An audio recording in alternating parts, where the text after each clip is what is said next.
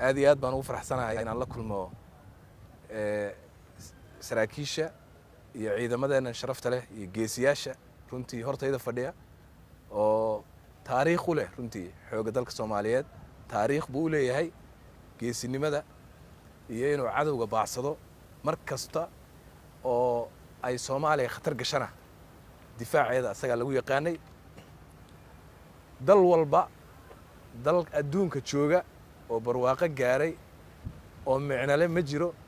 oo aan amnigiisa ayna gacanta ku haynin xoogiisa dalka iyo mas'uuliyiintiisa iyo geesiyaashiisa innagana haddii aan horay u soo kufkufnay haddii ay duruufo ina qabsadeen maanta waxaan joognaa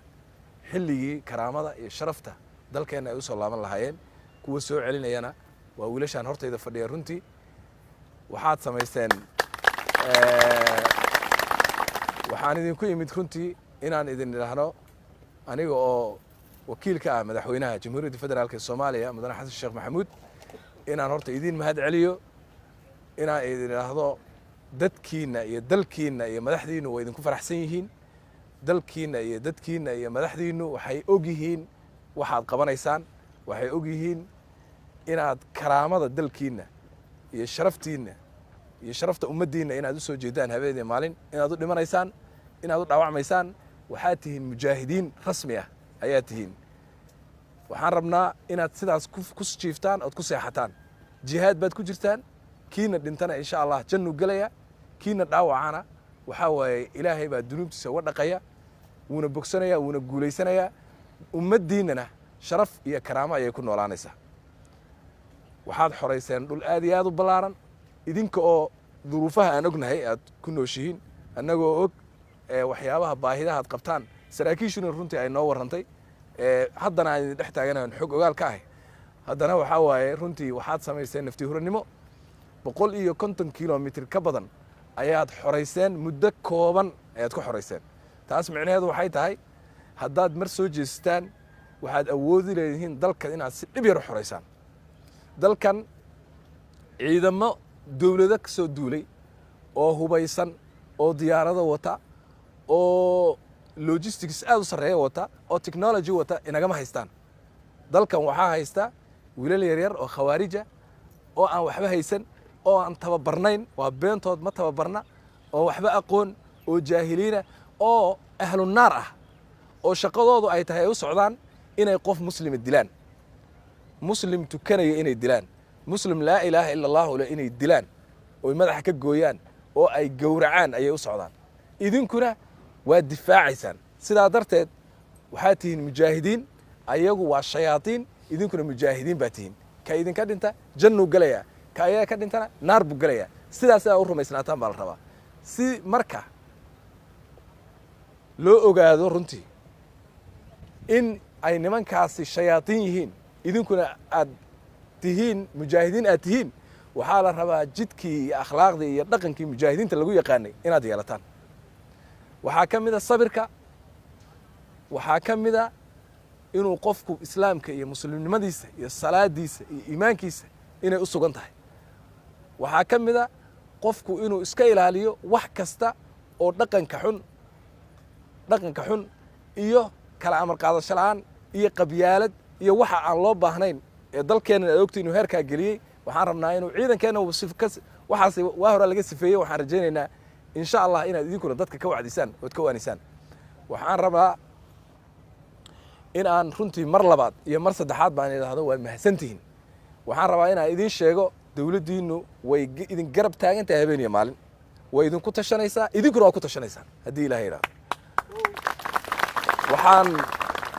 waxaan runtii aan saraakiisha kala ballamay ilaahay idankiis baahiyihiinna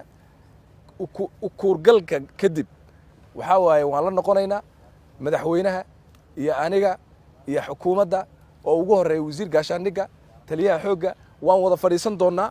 waxaanu haddii ilaahay yidhaahdo aanu xoogga saari doonnaa sidii aan idinku dhammaystiri lahayn baahiyaha la ii sheegay ee muhiimka ee jira runtii maxaa jira dagaal baad ku jirtaan mar haddaad dagaal ku jirtaan annagana waa idin daba istaagaynaa waxaan rabaa dagaalka inaydan joojin wuu soconayaa dagaalkaas ilaa dalkeenna uu ka xoroobo haddii ilaahay idhaahdo dalkeenna wuu xoroobayaa kuwa xoraynayana waa idinka kuwa laga xoraynayana waa kuwa shayaadiinta aragteen waadna aragteen say u jilicsan yihiin waadna aragteen inay isugu soo hartay markaad idinka xanuujiseen oo aad ka adkaateen ood 150 kilomitir ka xorayseen waxay idin daba mareen xamar markaasay hooyooyinkiin iyo carruurtiinni iyo adeeradiin iyo aabbayaalkiin ayay meesha ku laayeen waxay ku tusinaysaa idinkiin idinku soo aadi karin idinka way idinka cabsanayaan laakiin waxay idin soo daba marayaan maatida iyo carruurta iyo dadka madaniyiinta ee makhaayadaha fadhiya ee ganacsanaya ee guryahooda jooga aan hubka haysan madaniyiinta waxba haysan ayay soo aadayaan marka idinka aad xanuujisaan waxaad ogaataan dadkaas inaad u aargudaan idinka la idinka rabaa waa inaad u aargudaan markay xanuujiyaan gabar Soomaaliyeed oo ay odaygeeda ka dilaan oo ay iyada dilaan oo ilmaheeda dilaan waxaa la rabaa wiilka Soomaaliga ah ee qoriga haysta ee askariga ah ee militariga Soomaaliyeed ee aabihii geesiga ah waxaa la rabaa inuu u aargudaan la rabaa gabadhaas waxaa la rabaa inaad u aargudaan madaniyiintii la laayay odayaashii la laayay carruurtii la laayay inaad u aargudaan idinkeeda ka sugaysaan waad u aargudaysaan waana wada aargudi doonaa haddii ilaahay yidhaahdo kuwaana waan ka adkaanaynaa dalkeenna wuu dhismayaa maalintaan nabad ka dhigna dalkeenna ayaa inoogu horraynaysa barwaaqo iyo bashbash iyo waxaan u baahnayn oo dhan inaan helno dalkeennu baa barwaaqo baddii baan haysanaa oo berrigii baan haysanaa oo waxaa waaye biyihii baa hoosteenna durduraya waxaan u baahannahay oo dadkeennu ay u baahan yihin dadkeennu waa ilbaxeen kuwii dibadaha joogay kuwii dalka joogay warshaday keensan lahaayeen waxaanoo dhan dadkeennoo dhan dhallinyaradeennu wada shaqayn lahayd dhulkeennoo dhan laamiyaa laga wada dhigi lahaa meeshii dadkeenna hadda baahan ee cuntada u baahan cuntada looga beeri lahaa laamiyada la soo marin lahaa shaqada laga abuuri lahaa nimankaasaa haysta aan micnaha lahayn eed 150 kilomitir 3 usbuuc aad kaga cayriseen miyaydaan kaga cayrin karin muddo hal sana dalkoo dhan waad kaga cayrin kartaan marka waxaan rajaynayaa inaad dalka ka xoraysaan haddii ilaahay yidhaahdo dawladdan xukuumaddan waxaad kaga talagelaysaan waa xukuumaddiinnii habeen iyo maalin ilaahay idankiis way idinla joogaysaa dagaalkanna waan ku wada jirnaa waana idinku soo noqnoqon doonaa aad iyo aad aad u mahadsantihiin